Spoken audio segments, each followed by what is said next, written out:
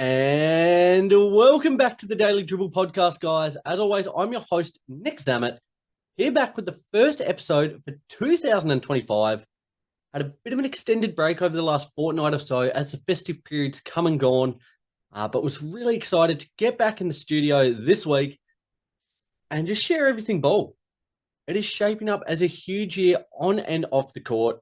It's already started at a breakneck pace, namely with a lot of the off-court talk surrounding Jimmy Butler at the moment. That is a constantly evolving situation that's kind of progressing day by day.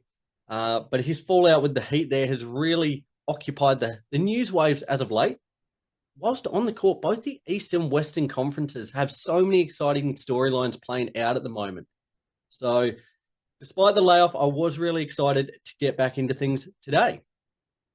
Nevertheless, hope you all had a fantastic break, enjoyed it with friends, family, getting away possibly over that New Year's period, and just enjoyed a bit of R&R. I know I certainly did. But as I said, was looking forward to getting back today. Today's going to be a two-part series. We're rapidly approaching the halfway mark of the regular season. So I thought it was an opportune time to revisit my start of season predictions and just kind of touch on some of the things that I got right and some of the things I got wrong. Today, I'm going to start with the Eastern Conference. Next week, the West. It's normally how I do things there. But as I said, just touching on some of the things I got right and some I got wrong. As is part and parcel of doing something like this, being a bit of a armchair pundit, let's say. Not everything goes according to plan, and there is quite a few things here I got wrong. But I would love to hear your thoughts on these. Nevertheless, what I got right, what I got wrong, how you guys went based on your start of season predictions as well. Hit me up on all the socials, Facebook, Instagram, YouTube, Twitter, and TikTok at the Daily Dribble. I would love to hear your thoughts on it all. Okay, let's not stand on ceremony any longer. I'm going to kick off firstly with a point that I got right based on my start of season predictions thus far, and that was having faith in the Milwaukee Bucks. Now, after what could absolutely be described as a pretty disappointing season last year, many people had written the Bucks off. I wasn't one of these people. I just tend to think that if you've got Damian Lillard, if you've got Giannis Antetokounmpo, two of the best players on the planet, you've got a chance.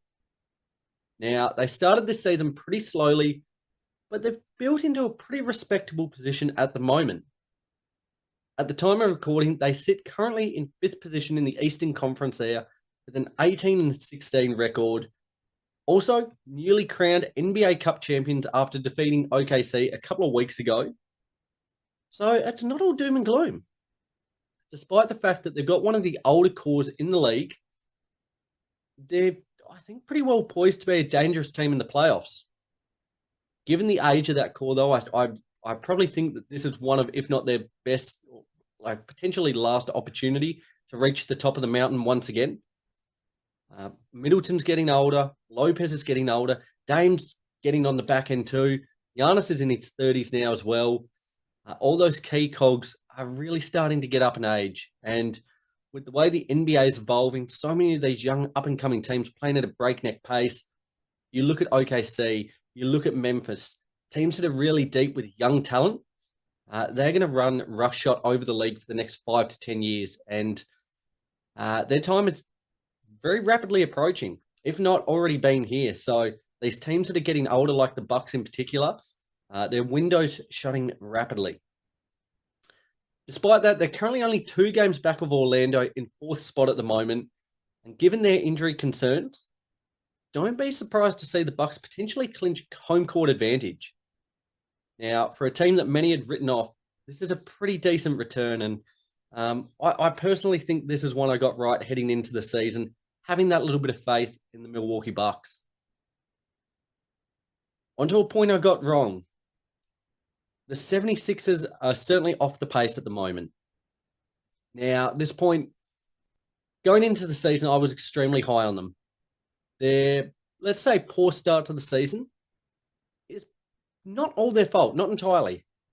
Not many more teams, you could say probably the Pelicans, but injuries have absolutely ravaged the 76ers up until this point. Given that they currently sit 11th in the Eastern Conference at 14-20, That being said, they are only 6 games back of fourth. They're starting to build. They've won 6 of their last 10 games, and their squad health is rapidly improving. Now, apart from rookie Jared McCain, he's down for the remainder of the season. Had a really promising start to the campaign, so it's a shame to see that one cut short. But outside of him, their roster is looking reasonably healthy. There's been big stints that Embiid's missed, that Paul George has missed to start the season. They haven't quite found their groove as of yet. But now with these key pieces kind of getting a bit of match fitness under their belt, they are building. As I said, 14-20. It's still not a great look, considerably under 500, but it looks a lot better than what they were a couple of weeks ago. So if you're looking at momentum, it's certainly on their side at the moment. That being said, I did predict them quite high this season. I really liked the moves they made in the offseason. Getting Paul George was undoubtedly the big one in this, but also adding Caleb Martin, Eric Gordon, Reggie Jackson, Andre Drummond, Yubasele as well. It also gave me quite a lot of faith in them. Now, I certainly didn't envision they would be this low at the moment. But I believe with this squad fit and healthy, they're still a dangerous out, and I anticipate they'll make the postseason. So certainly keep an eye on them as they continue to build. But I certainly, for one, did not foresee that they would have started the season this way. Just quickly, guys, before we push on, I want to give a bit of a shout out to our partners supporting the show here. Go check them out. Link in the show notes and on our socials. They're supporting me, but go support them to help support yourselves as well. That was a very poorly constructed sentence, Nick, but nevertheless, go check out Kamikaze Energy, guys. As I said, the link in the bio is there. As their slogan goes, you don't need wings when you have Kamikaze Energy. They are leading the way in sports nutrition, providing key vitamins and minerals and electrolytes. Certainly been a huge fuel for me as I've got back into work this week. Certainly come accustomed to sleeping in a little bit later, staying up a little bit later over the holiday period. So as Monday rolled around a couple of days ago, needed that can of Kamikaze Energy to get me up and about. But likewise, Australian owned and operated apparel brand LSKD.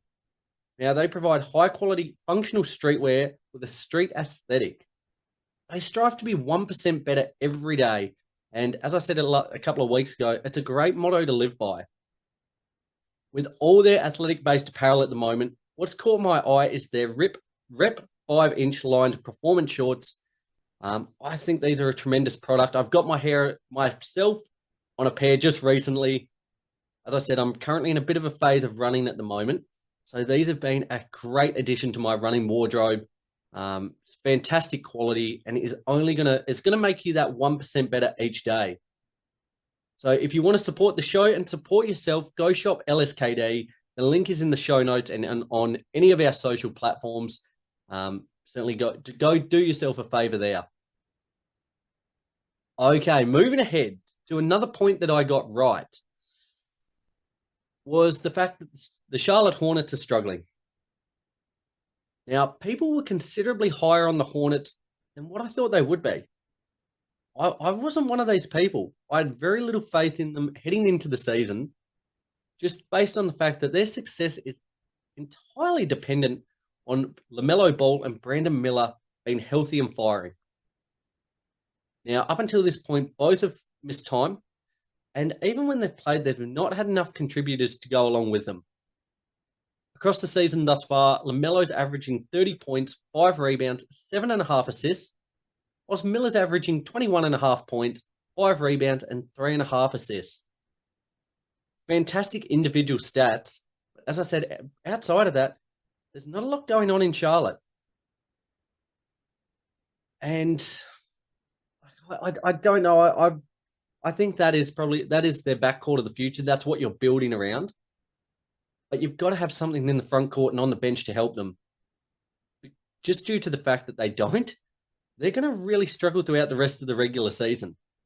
They currently sit 13th with a record of 8-27, having lost 9 of their past 10 games. Only 1.5 games separate them and the bottom-placed Wizards, and they really are, I reckon, for the remainder of the season, in a real dogfight with both the Wizards and the Raptors as to who will clinch that bottom seed. Now, as a little pat on the back, I give them credit for that win over the Suns the other day. They're having their struggles as well at the moment. I might touch on that next week. So fair play to the Hornets there. But outside of that, they're in disarray. This is one I did see coming. They're just not a good basketball team. Like, you've had Taj Gibson starting center for you for big parts. Josh Green, he's not going to move the needle much. Granted, he's a fellow Aussie, so I'm on his side there, but he's not a needle mover.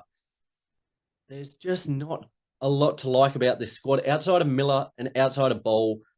Again, as I said, I thought a lot of people were really disillusioned as to how good they thought the Hornets were going to be. Like, there was talk the Hornets were going to be a playing team.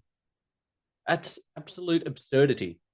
But I pat myself on the back because this is one I got right. So this isn't the year of the Hornets. I doubt next year will be either. They've really got to retool and put some more competent pieces around Ball and Miller there. On to another point that I got wrong was that the Cavs would be setting the pace across the league. Now, this looks mighty silly at this point in time, but I predicted the Cavs for a 7th place finish this year in the Eastern Conference. In no world did I think they would have the best record in the league at 31-4.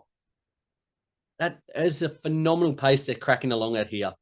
Now, this all comes despite Donovan Mitchell averaging the least amount of points since his rookie campaign at 23.3 points per game. Darius Garland, Evan Mobley, Jarrett Allen, Karis LeVert, and the rest of the squad players that they've got have all more than pulled their weight. I think they've just got a really nice, well-rounded squad. Obviously, Mitchell is that number one guy, but their squad all pulls their weight. Dean Wade, another name there. Now, I don't know if I have them being a real potent, dominant force in the postseason. I wouldn't have them. Like, I'd love to know what their odds are at the moment. I'm not super high on how far they'll go in the postseason. But that being said, like, they're putting themselves in the best position to succeed at the moment. Like, it's crazy. Not once in my wildest dreams would I have envisioned that they would have started the season 15-0. Pardon me. 15-0. That's crazy. They've got the league's second best offense at 122.5 points per game, only behind Memphis at the moment with 123.1 points per game. Yet, as I said, I still stand by what I said. I still think they're a piece away. Going into the season, I thought they were just missing something, and I still stand by that at the moment. What that piece is, I'm not sure. I can certainly tell you it's not Jimmy Butler. But they are putting themselves in a great position for success at the moment. They've got a 5.5 game lead on the Celtics in second place at the moment. So you would expect they're not going any lower than kind of second, third, possibly, which puts them in really good stead to make a bit of a run in the postseason. Now, despite what anyone might say, no one would have envisioned this. I certainly didn't predict this at all. I absolutely got this one wrong, but all the credit in the world to the Cavs. It's super exciting to see them doing well, and as I said, leading the league at the moment. Got the league's best record. Tip of the cap to them. So fair play there to the Cleveland Cavaliers. Finally, I'm going to end with the point that I got right, and this is what I'm quite excited about.